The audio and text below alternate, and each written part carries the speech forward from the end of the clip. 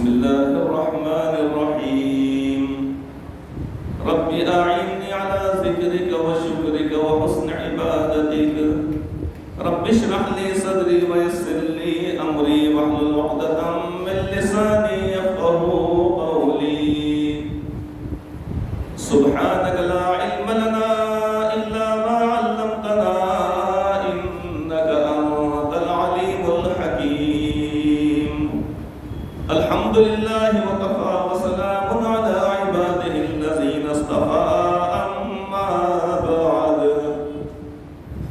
فأعوذ بالله من الشيطان الرجيم بسم الله الرحمن الرحيم يا أيها النبي إنا أرسلناك شاهدا ومبشرا ونذيرا وداعيا إلى الله بإذنه وسراجا منيرا صدق الله العظيم وقال النبي صلى الله تعالى عليه وآله وسلم اجتنبوا السبع الموبقات إلى آخره أو كما قال عليه الصلاة والسلام. بزرگان محترم اور معزز حاضرین کرام، اللہ تبارک و تعالیٰ نے اپنے کلام پاک میں حکم بہت ساری چیزوں کا فرمایا ہے. قرآن کریم کو ہم اگر پڑھیں گے اگر از اول تا آخر تو اس کے اندر ہم کو متعدد چیزیں ہم کو ملیں گی. زندگی گزارنے کا ہم کو بہترین طریقہ ملے گا کہ دنیا میں انسان جانوروں کی طرح زندگی نہ گزارے. چرندے پرندے درندے حیوانات حشرات الارض یا اور جو بھی مخلوقات اللہ رب العزت بھی ہیں تو ان کی طریقے سے زندگی انسان نے نہیں گزارنی چاہیے. انسانوں کو اللہ تبارک و تعالیٰ نے اپنی تمام مخلوقات کے اندر ایک بہت بڑا مرتبہ عطا فرمایا ہے. لقد خلقنا الانسان فی احسن تقویم، یہاں پر فرمایا گیا ہے کہ ہم نے انسان کو بہت اچھے انداز سے پیدا کیا ہے. انسان کو اللہ تبارک و تعالیٰ نے عقل سلیم عطا فرمائی ہے. سوچنے سمجھنے کی صلاحیت، اچھے برے میں تمیز کرنے کی اللہ تبارک و تعالیٰ نے قوت عطا فرمائی ہے. امتیاز کیا جائے کسی چیز کے اندر، اس کو اللہ تبارک و تعالیٰ نے عطا فرمایا ہے. یہ معلوم کر سکتا ہے انسان کی کیا چیز اچھی اور بری ہے. جانوروں کے اندر بھی تھوڑی سی چیزیں پائی جاتی ہے کہ اگر کوئی شخص ان کو بلائے، اگر اپنی طرف سے محبت سے بلائے، چارہ بتلائے تو وہ قریب آ جاتے ہیں. اور اگر کوئی شخص لکڑی لے کر پیچھے لگے گا تو سمجھتے ہیں کہ یہ شخص مجھے مارنا چاہتا ہے. حالانکہ انہوں نے کہیں پر یہ نہیں پڑھا، نہ جانوروں کو جن سے وہ پیدا ہوئے دوسرے جانوروں سے انہوں نے کہیں نہیں سکھایا کہ اگر کسی انسان کے ہاتھ میں لکڑی ڈنڈا دیکھو تو تم بھاگ جاؤ، کیونکہ وہ تمہارے کو مارے جیسے نہیں. فطرت میں اللہ رب العزت نے کس چیز کو رکھا ہے. تو انسان کو اللہ تبارک و تعالیٰ نے شعور عطا فرمایا ہے، سمجھداری اللہ تعالیٰ عطا فرمائی ہے، اور اچھے برے میں امتیاز کرنے کا سلیقہ اللہ رب العزت نے انسانوں کو عطا فرمایا ہے کہ دیکھو یہ چیز اچھی ہے اور یہ چیز بری ہے. کھڑے اور کھوٹے میں فرق کرنے کا شعور اللہ رب العزت نے عطا فرمایا ہے. کیونکہ انسانوں کو اللہ تبارک و تعالیٰ نے جانوروں سے، چرندوں پرندوں درندوں حیوانات سے اللہ تعالیٰ پہلے پیدا فرمایا. اللہ تبارک و تعالیٰ نے انسانوں کو پہلے پیدا فرمایا. اور جب قیامت واقع ہو جائے گی میدان حشر میں ان سے بھی صرف اتنا حساب کتاب لیا جائے گا کہ طاقتور جانور نے کمزور جانور کو مارا اگر ہے تو اس کا بدلہ دلوا کر ان کو مٹی بنا دیا جائے گا. لیکن جنت میں کون رہیں گے؟ وہاں پر انسان رہیں گے. تو انسان پہلے سے تھے، یعنی جانور تمام مخلوقات سے پہلے، یعنی جاندار یہ مخلوقات فرشتے تو ان سے پہلے تھے، جنات ان سے پہلے تھے. لیکن چرندے پرندے درندے حیوانات وغیرہ ان سے پہلے اللہ کو پیدا فرمایا. پھر ان جانوروں کو اللہ تبارک و تعالیٰ نے انسانوں کو نفع کے لیے بنایا کہ والخیل والبغال والحمیر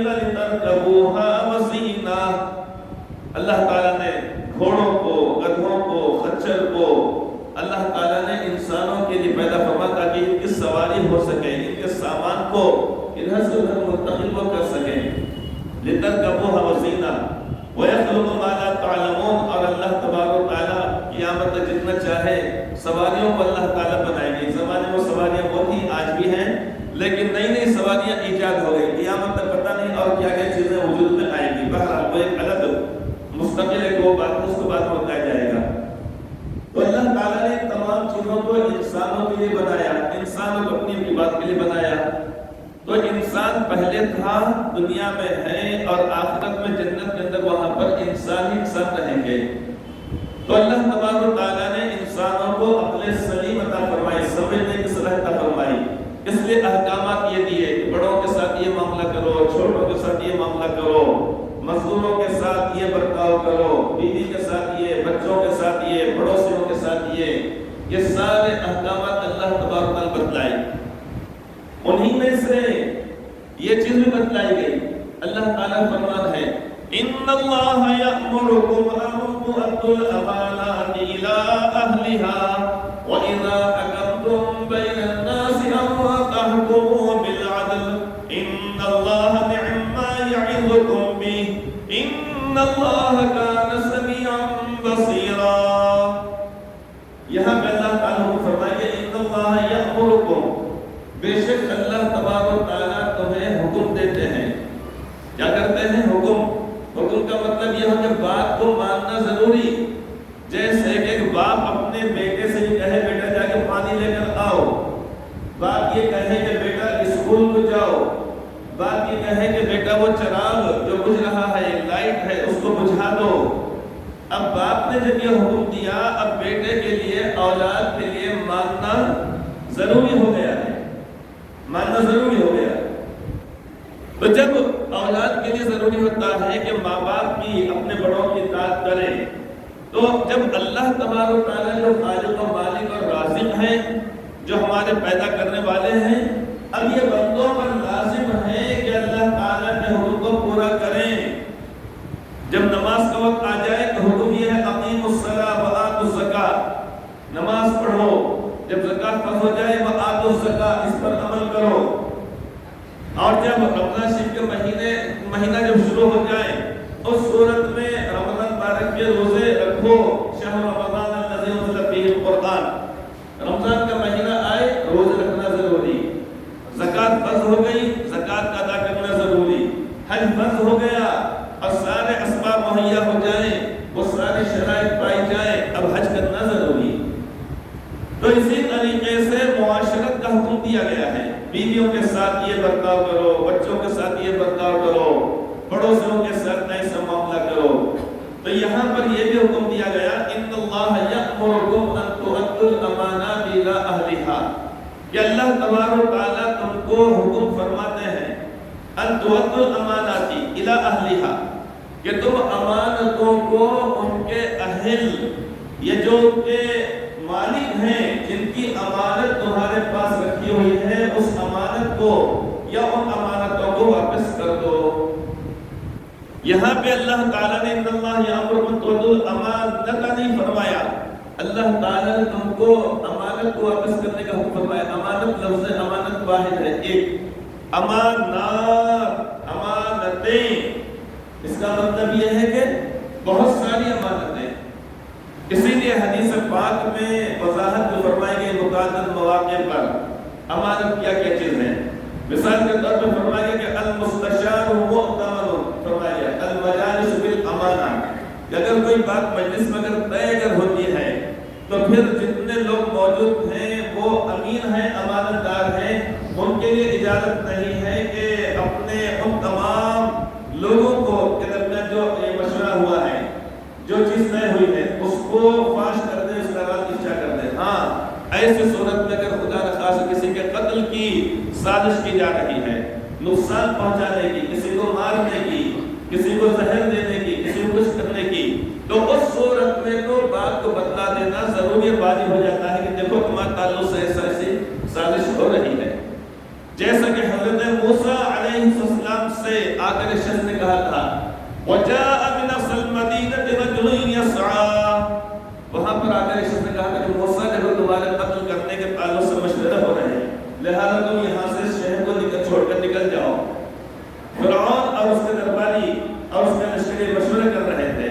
اب ایسے موقع پر جب کسی کے تعلق سے سازش ہو رہی ہو تو پھر اس شخص کو مطلع کر دینا نہ صرف جائز بلکہ ہمارے لازم اور ضروری ہو جاتا ہے کہ اپنے بھائی کو بچانا ہے اس سے، برائی سے، نقصان سے۔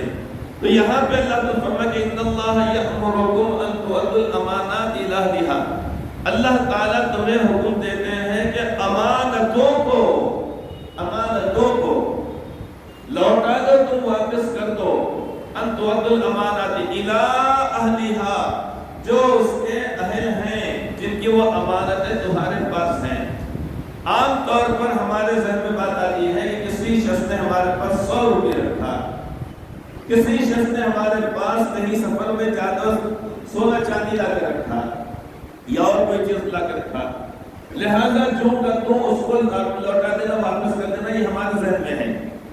جبکہ حدیث پاک کے اندر یہ بات بھی فرمائی گئی ہے کہ یعنی اگر مجلس کے اندر کوئی بات طے اگر ہو جائے تو اس صورت میں تمام اہل مجلس پابند ہوتے اس بات کے کہ اس راز کو فاش نہ کریں۔ المجالس بالامانہ فرمایا گیا ہے۔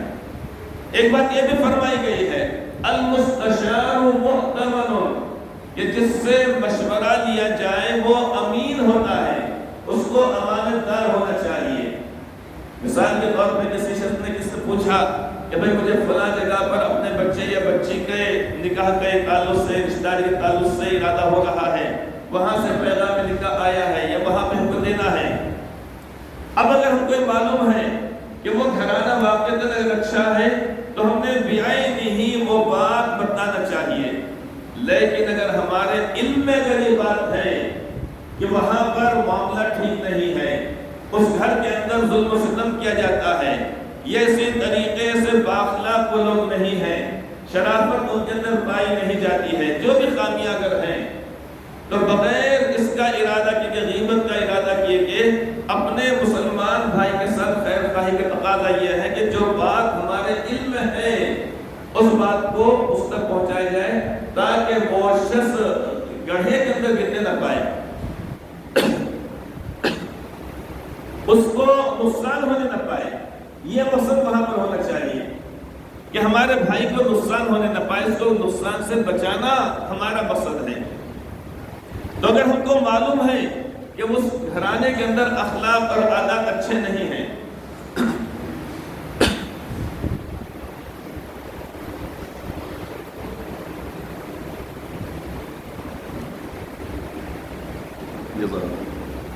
تو اگر ہمارے علم میں ہے کہ وہ اس گھرانے میں رشتہ مناسب نہیں ہے تو از راہ خیر خواہی ہم نے اس شخص کو جس نے ہم سے مشورہ طلب کیا ہے بتا دینا چاہیے۔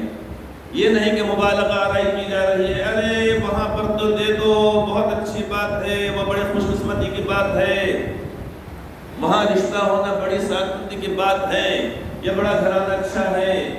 اب اگر ہمارے ان کے تعلقات اگر ہوں گے کسی بنا پہ اچھے تو ہم خواہ مخواہ کے ان کے تعلق سے یعنی بہت خوبیاں بیان کر رہے ہیں، جبکہ بالکل معاملہ سے بالکل الٹ ہے، یہ بددیانتی کی بات ہے۔ اور اگر وہ گھرانہ اگر اچھا ہے اور ہماری اگر دشمنی ہے، کسی بنا پر ہماری ناراضگی ہو گئی تو اب ہم ان کے تعلق سے برائیاں اگر کر رہے ہیں تو یہ بھی بری بات ہے، یہ بھی بری بات ہے۔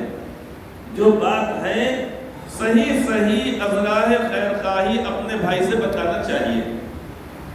تو آپ فرماتے اللہ تعالیٰ فرماتے ان اللہ یأمرکم، اللہ تعالیٰ تمہیں حکم فرماتے ہیں ان تؤدوا الامانات الی اہلھا، کہ تم امانتوں کو جو اس کے اہل ہیں ان تک تم ان کو پہنچا دو، ان تؤدوا الامانات الی اہلھا وَإِذَا حَكَمْتُمْ بَيْنَ النَّاسِ أَن تَحْكُمُوا بِالْعَدْلِ، اور جب تم لوگوں کے درمیان فیصلہ کرو تو انصاف کے ساتھ کرو فیصلہ، انصاف کے ساتھ، وہاں پر کسی کی طرفداری نہیں کرنے کا حکم دیا گیا ہے۔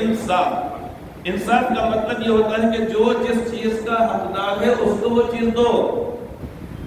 انصاف کا مطلب اس کو آدھا اس کو آدھا یہ مطلب نہیں ہوا، جیسے شرعی احکامات اگر میراث کے تعلق سے وہاں پر انصاف ایسا نہیں ہے کہ اگر کسی شخص کا انتقال ہو جائے اور 10 لاکھ روپے اگر ہیں، اس کے ماں باپ موجود ہیں، اس کے بیٹا بیٹی موجود ہیں، لہذا ماں باپ اور بیٹا بیٹی اب ان کو یعنی پورے 10 لاکھ کے 4 حصے کیے جائیں، 2.5 لاکھ روپے ہر ایک کو دے دیے جائے، ماں کو بھی 2.5 لاکھ، باپ کو بھی 2.5 لاکھ، بیٹے کو 2.5 لاکھ، بیوی کو بچے کو 2.5 لاکھ، یا اگر بیوی کے اگر موجود ہے تو 2 لاکھ ماں کو، 2 لاکھ باپ کو، 2 لاکھ بیوی کو، 2 لاکھ ایک بیٹے کو، 2 لاکھ دوسری بیٹی کو. اس طریقے 10 لاکھ کی تقسیم میں یہ انصاف نہیں کہلائے گا، یہ ناانصافی کہلائے گی. وہاں پر یہ دیکھا جائے گا قرآن کریم میں ماں کا کتنا حصہ ہے، باپ کا کتنا حصہ ہے، اور اسی طرح بیوی کا کتنا حصہ ہے، بیٹے کا کتنا حصہ ہے، بیٹی کا کتنا حصہ ہے. اس کے مطابق دیں گے تو کہیں گے انصاف. کیا کہا جائے گا؟ انصاف کہا جائے گا. یہ نہیں ہوگا کہ اس طریقے سے 10 لاکھ کو 5 حصوں میں تقسیم کر دیں گے تو 5 کے اندر تقسیم کریں گے، یہ غلط بات ہو جائے گی. جس کا جو حق شرعاً بنتا ہے اس کو دینا، اسے کہا جائے گا انصاف کہا جائے گا. تو وَإِذَا حَكَمْتُمْ بَيْنَ النَّاسِ أَن تَحْكُمُوا بِالْعَدْلِ، اللہ تعالیٰ فرماتا ہے جب تم لوگوں کے درمیان انصاف کرو تو تم انصاف کو فرمائے گا کہ جب تم لوگوں کے درمیان فیصلہ کرو اس میں انصاف کرو. وَإِذَا حَكَمْتُمْ بَيْنَ النَّاسِ أَن تَحْكُمُوا بِالْعَدْلِ، جب تم لوگوں کے درمیان فیصلہ کرو تب اس صورت میں انصاف. یہ نہیں کہ انہیں بھی صاف انہیں بھی صاف. انصاف کا مطلب کیا سمجھتے ہیں؟ انہیں بھی صاف انہیں بھی صاف، انہیں بھی صاف انہیں بھی صاف، یہ نہیں، بلکہ جس کا جو حق شرعاً بنتا ہے وہ اس کو دیا جائے. یہ حکم دیا گیا ہے، یہ حکم قرآن کریم کے اندر ہے. اسی طریقے سے حکم اللہ تبارک و تعالیٰ نے کیا فرمایا ہے؟ لوگوں کے درمیان جب موقع اگر آئے تو سفارش کرنے کا حکم دیا گیا ہے. اسی طریقے سے گواہی دینے کا حکم دیا گیا ہے، اور گواہی سچ دینے کا حکم دیا گیا ہے. 5 پارے کی آیت کریمہ ہے یا ایھا الذین آمنوا کونوا قوامین بالقسط شہداء للہ. اے ایمان والو، جب گواہی دینے کا موقع آئے تو تم اللہ کے لیے صحیح صحیح گواہی دو. اپنے تعلق کی بنا پر، ہاں یہ زمین میرے سامنے اس شخص نے آج سے 20 سال پہلے خریدا تھا، جھوٹی گواہی دے رہے. جھوٹی گواہی ہلاک کرنے والی چیز ہے. حدیث پاک میں اپنے جگہ فرمایا اجتنبوا السبع الموبقات، کہ 7 ہلاک کرنے والی چیزوں سے بچو. 7، 1 2 3 4 5 6 7، جس میں متعدد باتیں آپ نے فرمائی. ماں باپ کی نافرمانی کرنا، اللہ تعالیٰ کی ذات و صفات میں شرک کرنا، اسی طریقے سے اور بہت ساری باتیں بتلائی گئی. یتیموں کا مال کھا جانا یہ بھی فرمایا گیا ہے، سود کھانا یہ فرمایا گیا ہے، اور کسی پاک دامن عورت کے اوپر الزام تہمت لگانا یہ بھی ہے. انہی میں سے ہے وَمِنْهَا شَهَادَةُ الزُّورِ، اور جھوٹی گواہی. عدالتوں کے باہر ٹھہر کر اب ہے کہ بھائی کسی کو گواہی کی ضرورت، اب گواہ بند 50 روپے میں 100 روپے جا کے پک کے اب وہاں پہ جا کے گواہیاں دے رہے ہیں. وہی دھندا وہی کاروبار، عدالتوں کے باہر جا کے وہاں ٹھہر جانے کا. جب بھی کوئی اندر سے آدمی اگر آئے، ہاں ہمیں تیار ہونے کا، 150 روپے 150 روپے 1500 روپے لے کے جا کے جھوٹی گواہی دے رہے. یہ حرام روزی کہلاتی ہے، حرام کا پیسہ کہلاتا ہے. حکم یہ دیا گیا ہے کہ گواہی دو جب موقع سچ دو، اور ہلاک کرنے والی چیزوں میں اپنے بہن فرمایا وَمِنْهَا شَهَادَةُ الزُّورِ، ہلاک کرنے والی چیزیں اپنے فرمایا. یہ جھوٹی گواہی انسان کو ہلاک کرنے کا مطلب یہ نہیں ہے کہ دنیا میں انسان کی ٹکر کھا کے مر جائے گا، ایکسیڈنٹ ہو جائے گا. آخرت کے اعتبار سے اس کی ہلاکت ہے. وہاں پر اس کو اللہ تعالیٰ جو سزا دیں گے وہ سزا ہوگی. وہاں پہ جہنم کی بھی سزا ہو سکتی ہے، یہ جو بھی اللہ تبارک و تعالیٰ اس کو سزا دیں گے. تو یہاں پر حکم یہ دیا گیا ہے کہ دیکھو یہ جب بھی موقع اگر آئے اگر اس طرح گواہی دینے کا تو سچی گواہی دینا چاہیے، جھوٹی گواہی نہیں دینا چاہیے. گناہ اس کو بتایا گیا ہے. تیسری چیز، اگر کسی سے کسی چیز کے بارے میں رائے طلب کی جائے، کیا طلب کیا جائے؟ رائے. اور یہ سمجھا جائے ارے بھائی فلاں صاحب اور رائے کہلاتے ہیں. اب اس صورت میں سمجھداری کا تقاضا بلکہ دیانت داری کا تقاضا یہ ہے اگر ہمارے علم میں اگر ہے کہ یہ بات فلاں شخص جو ہم سے کچھ شخص کے لیے بہتر ہے، لہذا اس کو صحیح رائے دینا چاہیے، اور اگر ہم یہ سمجھتے ہیں کہ نہیں بھائی ہم کو اس بارے میں معلومات نہیں، تو کھلے کھلے الفاظ میں کہہ دینا نہیں بھائی مجھے نہیں معلوم، آپ دیگر حضرات سے معلوم کر لیجئے۔ تو کتنی باتیں معلوم ہوئی؟ ایک تو یہ کہ امانت جس کی ہے اس کو لوٹاؤ، اور امانت صرف روپیہ پیسہ سونا چاندی نہیں ہے، بلکہ جب کسی سے مشورہ کیا جائے تو صحیح رائے دی جائے، صحیح مشورہ دیا جائے، یہ بھی اس کو بھی امانت یہ فرمایا گیا حدیث پاک کے اندر۔ تو ایک بات، دوسری بات یہ ہے کہ گواہی، سچی گواہی دینے کا حکم دیا گیا ہے، جھوٹی گواہی دینے کو ہلاکت سے تعبیر کیا گیا ہے۔ اور تیسری چیز یہ ہے کہ رائے، اگر ہم سے رائے طلب کی جائے اور ہم کو معلوم ہے کہ یہ چیز بہتر ہے، تو اس صورت میں اس کے تعلق سے ہمیں بتلانا چاہیے، اور نہیں اگر تو اس کے اندر بتلا دیا جائے بھائی مجھے اس بارے میں معلومات نہیں، آپ کسی اور سے پوچھئے، یہ چیز زیادہ اچھی ہوتی ہے۔ چوتھی چیز اس کے علاوہ اللہ تعالیٰ جس کا حکم فرمایا ہے وہ یہ ہے کہ کسی کی سفارش کرنا۔ سفارش کا مطلب کیا ہوتا؟ مثال کے طور پہ کوئی شخص آ کے ہم سے کہے کہ بھائی میں خالی ہوں، میرا ارادہ کہیں پر ملازمت کرنا ہے، آپ کے فلاں صاحب سے تعلقات ہیں، لہٰذا آپ مجھے سفارش کر کے ان کے پاس دکان پر، گھر پر، آفس میں، جہاں کہیں ہو میری سفارش کر دیجئے۔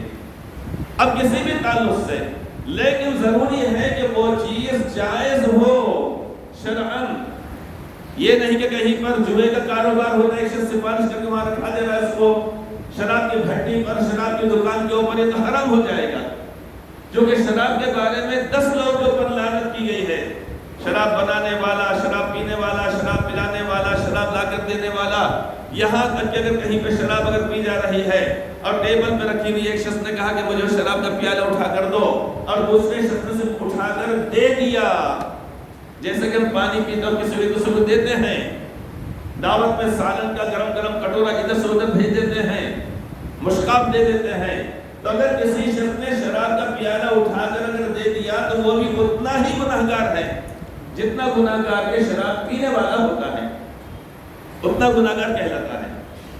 تو پہلے یہ دیکھا جائے گا کہ میں جہاں پر یہ جس کے پاس سفارش کرنا وہ صحیح ہے یا غلط ہے شرعاً، اگر صحیح اگر ہے تو ضرور سفارش کرنا چاہیے۔ سفارش کرنے پر ہم کو اللہ تعالیٰ آخرت میں جو ثواب عطا فرمائیں گے۔ اسی طریقے سے امانت کو جو کا تو لوٹانے پر، گواہی سچی دینے پر، صحیح رائے دینے پر اور سفارش، اب یہ 4 چیزیں ہو گئی ہیں، امانت کی واپسی، صحیح رائے دینا، اور اسی طریقے سچی گواہی دینا، اور چوتھی چیز یہ ہے کہ سفارش، کسی کی سفارش۔ ان چاروں چیزوں پہ اللہ تبارک و تعالیٰ نے ثواب رکھا ہے بشرطے کہ صحیح کیا جائے گا۔ قرآن کریم میں 5 پارے کی آیت کریمہ ہے، سبھی اللہ سے گزارش ہے کہ زیادہ سے زیادہ عزت فرمائیں۔ قرآن کریم میں اللہ تعالیٰ فرماتے ہیں مَن يَشْفَعْ شَفَاعَةً حَسَنَةً يَكُنْ لَهُ نَصِيبٌ مِّنْهَا وَمَن يَشْفَعْ شَفَاعَةً سَيِّئَةً يَكُنْ لَهُ كِفْلٌ مِّنْهَا وَكَانَ اللَّهُ عَلَى كُلِّ شَيْءٍ مُقِيتًا، کہ جو شخص اچھی سفارش کرے، مَن يَشْفَعْ شَفَاعَةً حَسَنَةً، اچھی سفارش کرے، یقل لہو نصیب منہا، تو اس کو بھی اس میں سے اجر و ثواب ملے گا۔ کیا ملے گا؟ اچھی سفارش کرنے پر اللہ تعالیٰ اس کو ثواب عطا فرمائیں گے۔ یہاں پر یہ بتلا دیا گیا ہے کہ دیکھو سفارش کرنے پر اجرت تم کو یہاں نہیں لینا ہے، اس کا اجر اللہ تبارک و تعالیٰ آخرت میں عطا فرمائیں گے۔ تو سفارش کے اوپر اجرت دینا، اس کو حرام اور رشوت قرار دیا گیا ہے۔ اب یہ 4 چیزیں میں جو بتلایا ہوں آپ حضرات کو سمجھنے کے لیے بتلایا ہوں، تمہید باندھے بتلانے کے لیے۔ اب آنے والے مہینے میں، نومبر کے مہینے میں کیا ہے؟ الیکشن ہے۔ کیا ہے؟ الیکشن ہونے والا ہے۔ اس کو ہار جیت کا یہ تماشا کھیل ہرگز نہ سمجھا جائے، اور یاد رکھیے مہاراشٹر کے جو الیکشن جو ہونے والے ہیں، یہاں پر جو حکومت بنے اب اس کے اثرات بہت دور رس ہونے والے ہیں، پورے ملک کے اوپر پڑنے والے ہیں۔ اس بات کو یاد رکھا جائے، ہم جو ووٹ دیتے ہیں، پہلی بات تو یہ ہے کہ ووٹ ہر اس بچے یا بچی نے جس کی عمر 18 سال ہو گئی ہے اور جو کی اس سے زیادہ عمر ہے، ان تمام کو ووٹ دینا ہے، دینا ہے، دینا ہے۔ اس بات کو ذہن میں رکھا جائے۔ ایک بات، ووٹ دینا ہے چونکہ یہ رائے میں اس کا شمار ہوتا ہے۔ ووٹ کا مطلب کیا ہے؟ رائے ایسا ہے کہ رائے دیجیے آپ۔ اب جیسا بتایا گیا ہے کہ رائے صحیح دینے کا حکم دیا گیا ہے۔ ووٹ کی دوسری حیثیت ہے گواہی کی۔ ہم مثال کے طور پہ ایک شخص یہ ہے، ایک یہ ہے، ایک یہ ہے، ایک یہ ہے، ایک وہ، یہ 8 آدمی کھڑے ہیں مثال کے طور پہ۔ اب ہمارے لیے ضروری ہے کہ ہم اس کے بارے میں دیکھیں کہ یہ شخص ان پورے 8 لوگوں میں سے کون سا شخص قوم کے حق میں، ملک کے حق میں بہتر ہے، اپنی اہلیت کے اعتبار سے، قابلیت کے اعتبار سے، لوگوں کے کام کاج کرنے کے اعتبار سے، لہذا اس کو دینا ہے۔ آگے بات سمجھ میں، اس کو منتخب کرنا ہے کہ کون سا شخص یہ قوم کے حق میں، پورے ملک کے حق میں بہتر ہے، لہذا اس کو ہم کو ووٹ دینا ہے۔ رائے بھی ہمارا ووٹ کیا، ہمارے ووٹ کی حیثیت رائے کی ہے، ہمارے ووٹ کی حیثیت سفارش کی ہے، اور ہمارے ووٹ کی حیثیت گواہی کی ہے۔ گویا کہ ہم ووٹ جب دیتے بتاتے ہیں کہ ہم گواہی دیتے ہیں کہ یہ شخص اچھا ہے، تو اگر صحیح گواہی اگر دیں گے تو باعث اجر ہوگا آخرت میں۔ اور اگر ہم معلوم ہے ان 8 میں سے فلاں شخص اچھا ہے، فلاں اچھا ہے، لیکن کسی بنا پر 3000 روپے لے کر، 2000 روپے لے کے، 5000 روپے لے کے، روپیہ پیسہ لے کر، یا کسی اور بنا پہ اگر دوسرے اہل نااہل کو چنتے اگر ہیں، تو آخرت میں یہ چیز پکڑے جانے والی چیز ہے۔ اور تیسری چیز یہ ہے کہ ہم اس کے حق میں گویا کہ سفارش کر رہے ہیں، اور ہم یہ بتلا رہے ہیں کہ یہ شخص اہل ہے، جبکہ حدیث پاک کو فرمایا گیا ہے اذا بسد الامر الى غیر اہل فانتظر الساعہ، جب معاملات کو نااہلوں کے حوالے کیا جائے گا، عہدے اگر نااہلوں کو ملیں گے تو تم قیامت ہی کا انتظار کرو۔ قیامت سے پہلے ایسا ہوگا کہ نااہل لوگ عہدوں کے اوپر آ جائیں گے، منصبوں کے اوپر آ جائیں گے۔ تب یہ ہماری اپنی ذمہ داری ہوتی ہے کہ ووٹ دینا ہے، اور اس کے بارے میں ہمارا دل مطمئن ہو رہا ہے کہ ہاں یہ شخص قوم کے، ملت کے، ملک کے حق میں بہتر ہے، لہذا اس کو ووٹ دینا ہے۔ آ رہی کیا نہیں آ رہی بس سمجھ میں؟ کہیں ایسا ہوتا ہے کہ میں بول رہا ہوں سمجھنے بعد بس چل جا رہی۔ چلیے ووٹ کے تعلق سے بتلاتا ہوں۔ ایک مرتبہ الیکشن ہو رہے تھے، ووٹنگ ہو رہی تھی، ووٹنگ کے لیے کچھ دن باقی تھے۔ اب لوگ نئے نکلے تھے، چلو بھائی جائیں گے گھر گھر جا کے وہاں جا کے ووٹ طلب کریں گے۔ کچھ لوگ مل کے چلے، ایک پارٹی کے لوگ ان سے ملے، ان سے ملے، وہ گھر پہ سب جگہ گئے۔ ایک گھر پہ جا کر کھٹکا دیے۔ اب وہ صاحب تو نہیں آئے، شیر و چیزہ تو نہیں آئے باہر، البتہ ایک چھوٹی سی منی آ گئی، بچی آ گئی۔ بیٹی سے پوچھے بیٹے پپا کہاں ہے تمہارے؟ پپا کہے میں ہے۔ پھر بعد بچی بولی خاموش نہیں، سمجھ نہیں پائی۔ پھر بولنے لگے، اب جو کہ نئے فقیر کو پھیٹی جلدی بولتے نہیں کیا، کہاوت ہے بے صبرا مردا کفن میں ہم گیا، خبر مل جانے سے پہلے ارے بھائی اور نہلاؤ دھلاؤ اور نیا کفن پہناؤ۔ اب یہ ووٹنگ والوں کو کیا ہو رہا تھا، یہ بالکل جلدی پڑ رہی تھی کیا کرنا کیا نہیں کرنا، لہذا انہوں نے اس میں سے ایک آدمی سوال کر لیا، بیٹے تمہارے پپا کہے میں ہے، کانگریس میں ہے یا سماجوادی میں ہے، اس میں بچے ہوگی تو بعد بچے کیا بات بیچاری کو۔ اب یہ بول رہے کچھ اور بچے سمجھ رہے کچھ، پوچھے بیٹے بولے اندازہ قائم کرنے کے لیے اب تو ووٹ ملتا کہ نہیں ملتا، کہ اگاڑی میں ہے، اس میں ہے، اس میں ہے، کچھ تو نہیں سمجھ نہیں آ رہا۔ بار بار بچے سے پوچھے بیٹے تمہارے پپا کہے میں ہے کیا میں، بچے تو سمجھ نہیں پائے کہ کیا پوچھنا چاہ رہے۔ اس نے کہا کہ ہمارے پپا بھی اس وقت باتھ روم میں ہے۔ اس نے کہا کیا کہتے ہیں باتھ روم میں، وہ پوچھنا چاہ رہے تھے کہے میں ہے، تو کہیں ایسا تو نہیں کہ بتانے والا کچھ بتا رہا، سمجھنے والا کچھ سمجھ رہا، ایسی بات تو نہیں ہے نا۔ چلیے کوئی بات نہیں ہے۔ تو میں بتا یہ رہا تھا کہ ہمارے سامنے تقاضے آتے رہیں گے، اس موقع پر ہم کو یعنی اپنے طور پر جو اہل ہے اس کو اپنے آپ کو منتخب کرنا ہے۔ بس یہی 2-4 باتیں بتلانی تھی، 1 منٹ کے اندر 1-2 باتیں بتلانی ہے۔ اب انشاءاللہ تعالی آئندہ جمعہ، اس کے بعد جمعہ، اس کے بعد جمعہ، 3 جمعہ میں انشاءاللہ تعالی آپ سے ملاقات نہیں ہو سکے گی۔ انشاءاللہ تعالی حرمین شریفین کا سفر ہے عمرے کے لیے، مکہ مکرمہ مدینہ طیبہ انشاءاللہ تعالی وہاں پر ملاقات ہے، وہاں پہ انشاءاللہ تعالی 3 جمعہ ہوگی۔ یہاں پر ہمارے ساتھی انشاءاللہ تعالی بیان کریں گے۔ آپ حضرات کہیں یا نہ کہیں انشاءاللہ سب کے لیے انشاءاللہ تعالی دعا کی جائے گی۔ آپ کہیں یا نہ کہیں لیکن انشاءاللہ تعالی سب کی جانب سے انشاءاللہ تعالی روضہ مبارک پر صلاۃ و سلام اور درود پاک انشاءاللہ تعالی پیش کیا جائے گا۔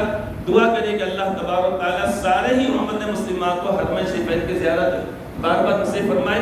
تو آنے والے انشاءاللہ تعالی منگل کو انشاءاللہ تعالی حج عمرے کا انشاءاللہ تعالی سفر ہوگا۔ آپ کے لیے دعا کی جائے گی، آپ بھی سب کے لیے دعا کریں۔ اللہ تبارک و تعالی سب کے ساتھ خیر کا فضل کا کرم کا معاملہ فرمائے، آمین ثم آمین۔